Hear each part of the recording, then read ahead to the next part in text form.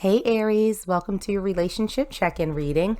If you have someone on your mind or someone that you're dealing with, then hopefully this reading can give you a little bit of clarity as to where you guys stand right now. So we're going to jump right on in and start by pulling a couple of oracle cards just to see what's happening around this relationship. And the first card that we have out for you is the Other. An admirer from afar, a fork in the road, option, interested, another or other, man or woman. Let's pull another and see what else is surrounding this reading for my Aries collective. What else is happening for my Aries? And we have paradise, happiness, expansion, joy, playfulness, oneness, enjoying each other. All right, so starting off with your reading, Aries, it almost feels as though there's someone who is sort of circulating in your space that I don't feel that you're necessarily in a relationship right now, but you could have your eye on someone, they could have your eye on you. And there is a sense of trying to figure out if this is something that you all should explore together. It feels like whoever this is, that you have a pretty good relationship or interaction with, that it's, there's no conflict. It doesn't feel like there's any stress associated with it. Like this could be a good friend of yours that, maybe you're starting to look at them a little bit differently, that they're starting to look at you a little bit differently. And it's sort of getting to that point where it's like, okay, who's going to make the first move? Is it going to be me? Is it going to be you? Like, where do we go from here? So that's sort of the sense that I'm getting starting off with this reading. But let's get into some tarot and see what other messages we can get from Spirit for you. So starting out, taking a look at the person's purpose in your life, we have the Four of Swords. So the Four of Swords is a bit of a card that signifies rest, right? That things are pretty quiet. There's not much going on. It's a certain sense of stillness that's associated with that card. And so it almost feels like this person has been brought into your life to sort of slow things down a little bit. And we have that clarified for you with the Ace of Pentacles. So the Ace of Pentacles is about new beginnings, particularly those that are more stable, they're more tangible. It's almost sort of this beginning of the creation of a foundation for you. And so what it feels like is that this interaction that you have with this other person, and I will say that there's a very calm energy that's surrounding this reading for you guys, that, they're brought in with a little bit of peace, right? Where you may have been sort of go, go, go, or running in circles, sort of spinning yourself around, making yourself a little bit dizzy, especially when it comes to relationships, that this person is just easy, right? And they're coming in with this sense of calm, this sense of stillness, but it feels as though they are here to provide you with a little bit more stability than you've been experiencing in the recent past. So in terms of this person's energy and how it sort of affects you, we have the Nine of Cups in reverse. Now, the Nine of Cups, when it's upright, is really about fulfillment and about happiness in and of yourself. And so I feel like whereas you've been in this kind of energy that's been, that's been a little sort of spinny and around and a little bit frantic, this person's energy really sort of brings you to looking at things outside of yourself, like, oh, that's a good time. I think I would enjoy that. So instead of being sort of stuck in this sort of cycle of, frenzy and shenanigans, it's really sort of expanding where you are in life and exploring other things that may bring you joy, that may sort of increase your level of happiness. And we have that clarified with the Six of Cups. So this is a card about nostalgia, right? It's a sense of looking back, but in a way that is pretty fond. And so I almost feel like this person's energy is so calm and so quiet and so gentle that you think about the times when you were most happy, when you were most at peace in your life. And it feels like that's sort of the energy that this other person is bringing to you, where it's like, hey, no need to spin around in circles, no need to do too much, just relax and be easy. There's a bit of innocence that's coming through for this reading for you. So whoever this person is, it feels like, they put a smile on your face without doing too much. And, they're just, they're here to chill and to be happy. So what are your strengths as a team? We have the Magician to start. And so the Magician is a card of sort of having all of the tools that you need. The Magician has the wands, they have the pentacles, they have the swords, they have the cups, they have everything. And it's sort of up to them to figure out how to mix and match and combine all of those elements to sort of live their optimal life, to get to where it is that they ultimately want to be. So I think that you all together have these combinations where you all make up for what the other one may not necessarily have in abundance. And that coming together will enable you all to create something absolutely amazing. And we also have that clarified by the High Priestess. So this is the card of knowing. This is a card of trusting yourself and your intuition.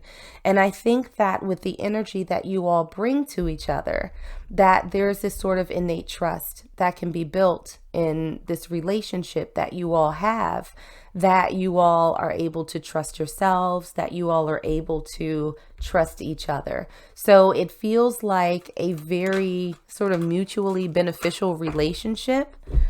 Now, the challenges that you all may face in terms of a partnership, we have the Three of Wands in reverse. So the Three of Wands is really sort of about waiting for your ships to come in, not necessarily taking a ton of action.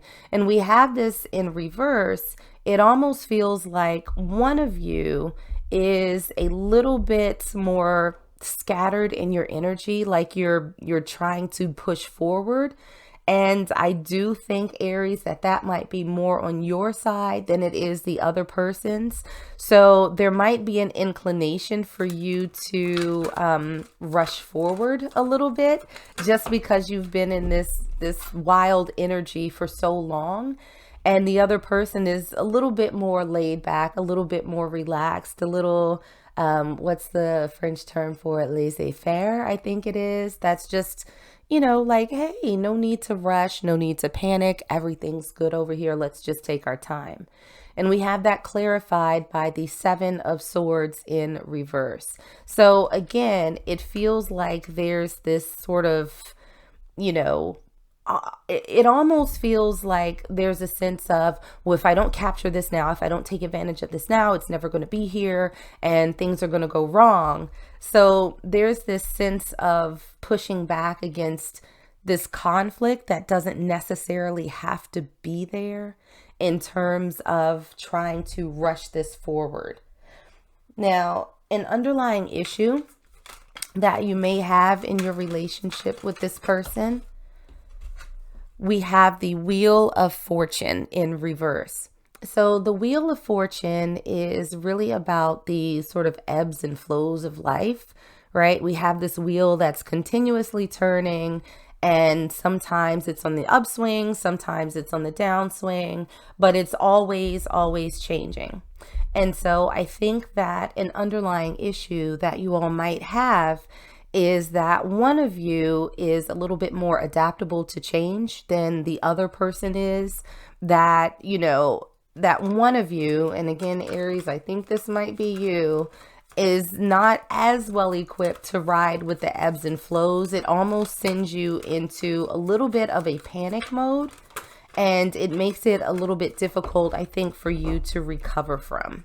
And we have that clarified by the Lovers in reverse. So if you are not really able to sort of ride out this ever-changing wheel, it could put a little bit of a strain on your relationship or the potential that it has in the future.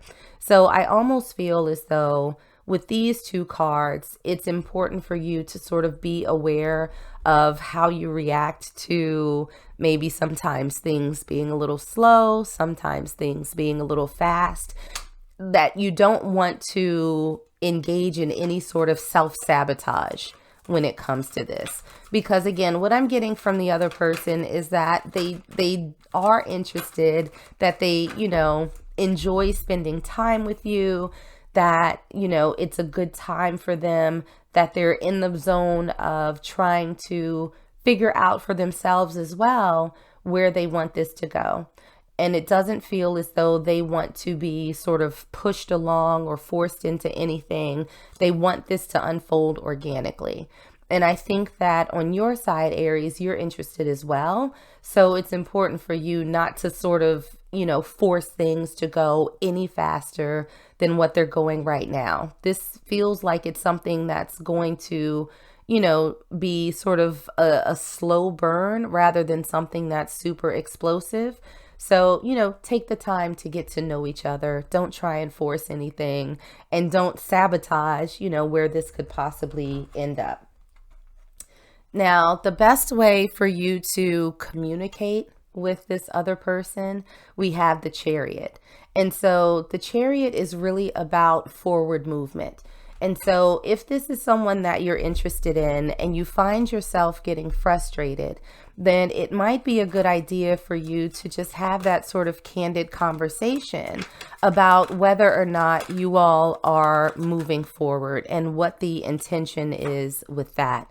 And we have it clarified with the Justice card, and that's come out a few times for the readings that I've done so far for some other signs.